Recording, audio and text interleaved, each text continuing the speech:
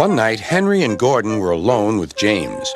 Although Sir Topham Hatt was beginning to think well of him, whenever a chance came, the other engines would talk of nothing but bootlaces.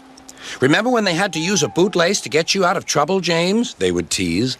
James tried to get back by talking about Henry, who got shut up in a tunnel, and Gordon, who got stuck on a hill, but they wouldn't listen. "You talk too much, little James," said Gordon. "A fine, strong engine like me has something to talk about. I'm the only engine who can pull the express. When I'm not there, they need two engines. Think of that. I've pulled expresses for years and have never once lost my way. I seem to know the right line by instinct." Every wise engine knows that the signalman sets the switches to make the engines run on the right tracks. But Gordon was so proud he had forgotten. "Wake up, James," said Gordon next morning. "It's time for the express. What are you doing? Odd jobs? Ah, well, we all have to begin somewhere, don't we? Run along and get my coaches. Don't be late." James went to get Gordon's coaches. They were all shining with new paint. He was careful not to bump them, and they followed him smoothly into the station singing happily, "We're going away! We're going away!" "I wish I were going with you," said James. "I should love to pull the express and go flying along the line." Gordon, with much noise and blowing of steam, got ready to back onto the train.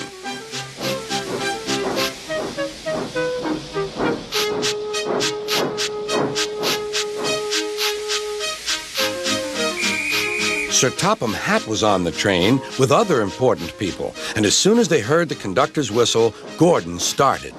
"Look at me now," he puffed, and the coaches glided after him. "Boop, boop, boop, boop, boop. Goodbye, little James. See you tomorrow." James watched the train disappear and then went back to work. He pushed some freight cars into their proper sidings and went to fetch the coaches for another train.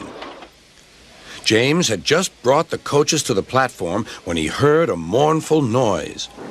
There was Gordon trying to sneak into the station without being noticed. "Hello, Gordon. Is it tomorrow?" Gordon didn't answer. He just let off steam feebly. "Did you lose your way, Gordon?"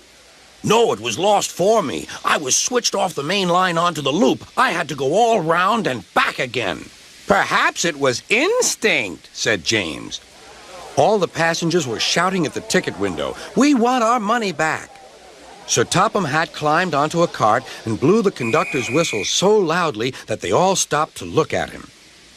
Then he promised them a new train at once. "Gordon can't do it. Will you pull it for us, James?" "Yes, sir. I'll try." So James was coupled on and everyone got in.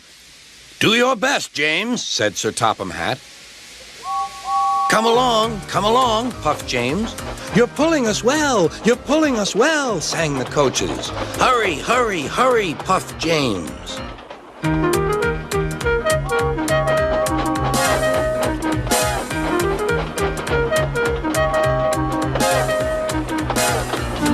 Bridges and stations flashed by. The passengers cheered, and they soon reached the station. Everyone said thank you to James, and Sir Topham Hatt was very impressed. "Well done. Would you like to pull the express sometimes?" "Yes, please," answered James. Next day, when James came by, Gordon was pushing freight cars. "I like some quiet work for a change," he said. "I'm teaching these cars manners. You did well with those coaches, I hear." "Good. We'll show them." And he gave his cars a bump. James and Gordon are now good friends. James sometimes takes the express to give Gordon a rest. Gordon never talks about bootlaces, and they're both quite agreed on the subject of freight cars.